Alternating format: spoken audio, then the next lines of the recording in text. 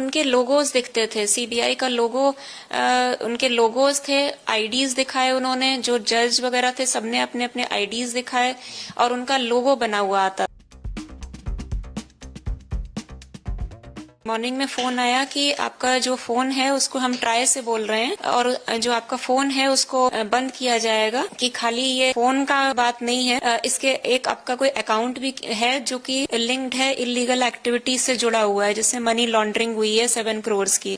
एक और केस है और हमें ऑर्डर्स मिले हैं कि आपको अरेस्ट किया जाए इमीडिएटली। अगर वहां आ नहीं सकते अगर, तो फिर हम डिजिटल कस्टडी में लेते हैं। आजकल लोगों के पास कॉल आते हैं और कॉल के माध्यम से वो बोलते हैं कि हम ये अधिकारी बात कर रहे हैं, पुलिस अधिकारी बात कर रहे हैं, यहाँ से बात कर रहे हैं या दिल्ली से बात कर रहे हैं। तो ऐसा करके लोगों को झांसा दे के उनसे पैसे ऐंठने की वो कोशिश करते हैं। तो ऐसे में सर क्या करना चाहिए?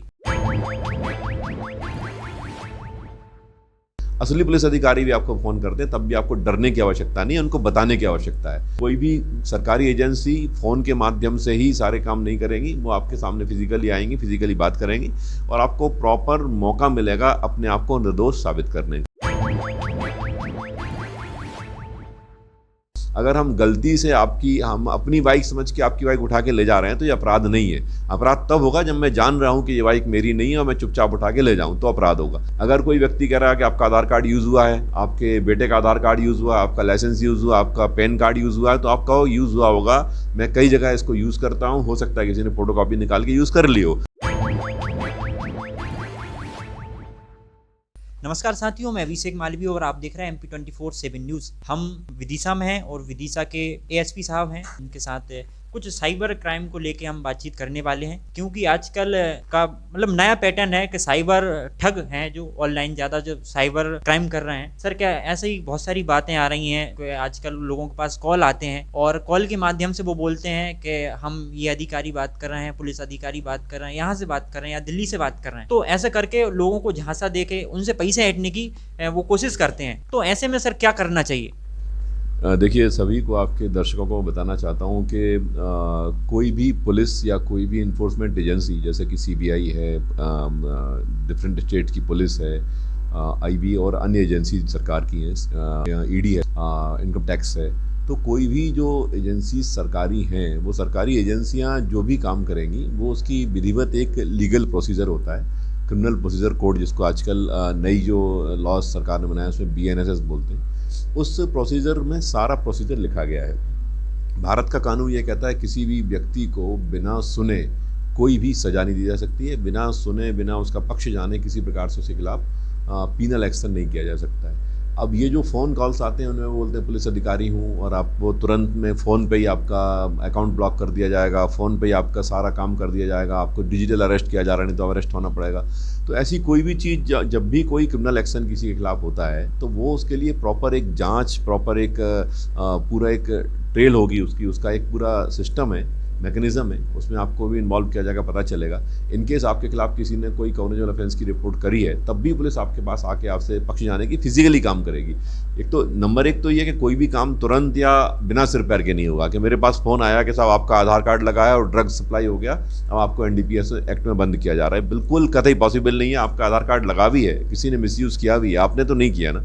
तो हमें एक आत्मविश्वास रखना चाहिए कि हमने कोई ऐसा अपराध नहीं किया है। अगर आपने नहीं किया तो बिल्कुल ना डरें, कितने ही फ़ोन आए, 100 बार फ़ोन आ जाए, असली पुलिस अधिकारी भी आपको फ़ोन करते हैं तब भी आपको डरने की आवश्यकता नहीं है, उनको बताने की आवश्यकता है। नंबर एक। नंबर दो ये कि कोई भी सरकारी एजेंसी फ़ोन के माध्यम से ही सारे काम नहीं करेंगी, वो आपके सामने फिजिकली आएंगी, फिजिकली बात करेंगी और आपको प्रॉपर मौका मिलेगा अपने आप को निर्दोष साबित करने का।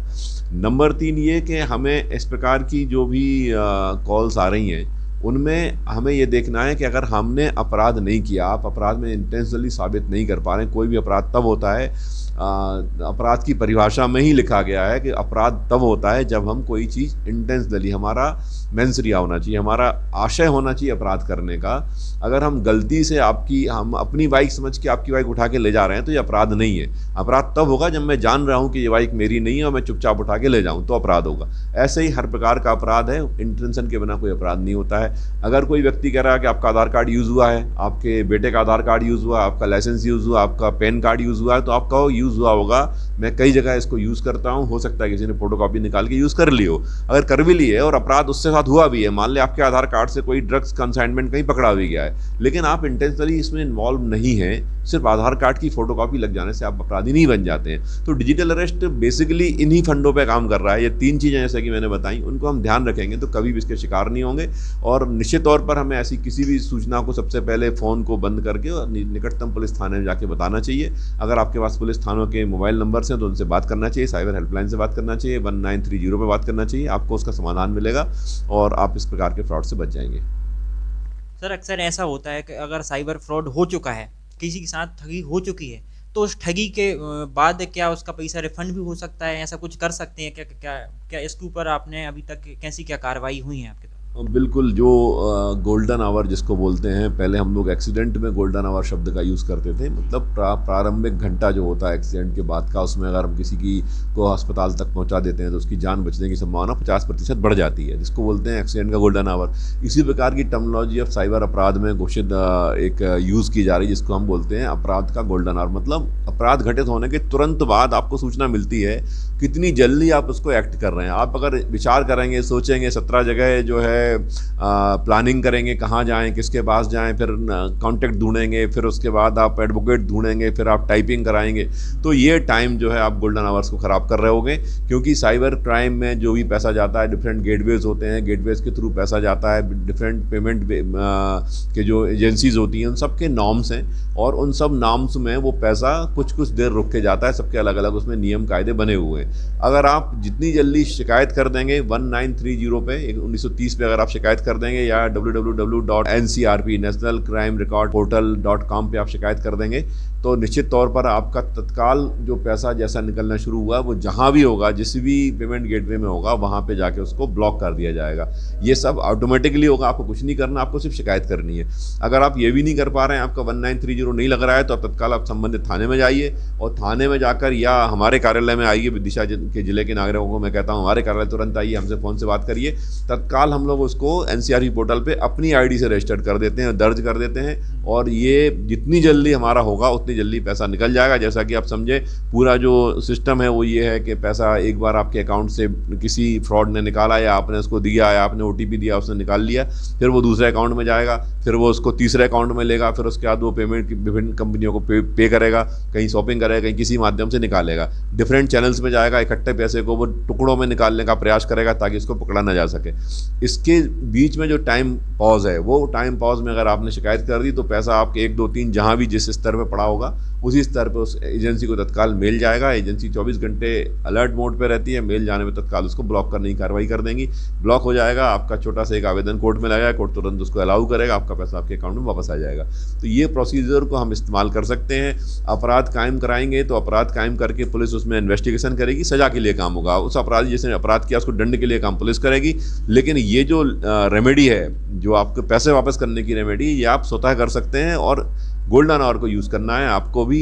जिनको भी ये अपराध हो रहा है, जो भी दर्शक सुन रहे हैं, वो जिनके संबंधी उनके सुन रहे हैं, सबको बताएं कि कभी भी साइबर अपराध में या फ्रॉड, जो ऑनलाइन फ्रॉड के अपराध हैं, उनमें किसी भी स्थिति में अगर ऐसा होता है तो इमीडिएटली हमें जल्द से जल्द शिकायत करनी है, शिकायत को साइबर पोर्टल पर दर्ज कराना है। सर ऐसा देखने में मिल रहा है कि कई वीडियो भी आती हैं कि पुलिस अधिकारियों को भी कॉल आते हैं क्या? निश्चित तौर पर जो फ्रॉड है, फ्रॉड बड़े ऑर्गेनाइज तरीके से इस समय ऑपरेट कर रहे हैं। ऐसी कई गैंग्स हैं जिन पे लगातार पुलिस काम भी कर रही, पकड़े भी जा रहे हैं। बहुत सारे अच्छे सिस्टम पुलिस ने डेवलप करे हैं, शासन ने डेवलप करे हैं। लेकिन ये मिश्र आपका कहना सही है कि कई जगहों पे पुलिस वालों को भी फ़ोन कॉल आ जाता है। एक्चुअली फ्रॉडेंट्स क्या करते हैं कि वो टेलीफोन कॉल का डाटा लेते हैं, और किस एज के लोग हैं, किस एरिया के लोग हैं, किस इकोनॉमिक कैपेसिटी के लोग हैं, उनका डाटा जो है वो डिफरेंट तरीक़ों से प्राप्त कर लेते हैं, कॉल सेंटर से या वहाँ से। क्योंकि हम सब अपनी सर्विसेज को लेते हैं डिफरेंट एजेंसीज से, वित्तीय संस्थाओं से अपनी सर्विसेज लेते हैं। वो वित्तीय संस्थाओं में कहीं वो लोग अपना कॉल का डाटा है या आपका डाटा है वो उसको शेयर करते हैं, टेली सर्विस वाली कंपनीज़ हैं, तो वहाँ से कई बार डाटा लीक हो जाता है, कई बार अन्य तरह से डाटा ले लेते हैं। डाटा लेके रूटीन में फ़ोन लगाना शुरू कर देते हैं। वो उनका ये होता है कि 10 बार फ़ोन लगाएंगे, एक आदमी उसमें झांसे में आएगा, 100 बार फ़ोन लगाएंगे, झांसे में आएगा तो उनको पैसे देके जाएगा। इस प्रकार से फ़ोन करते हैं, तो उसमें सभी के पास फ़ोन आ रहे होते हैं, पुलिस वालों के पास भी कई बार फ़ोन आ जाते हैं।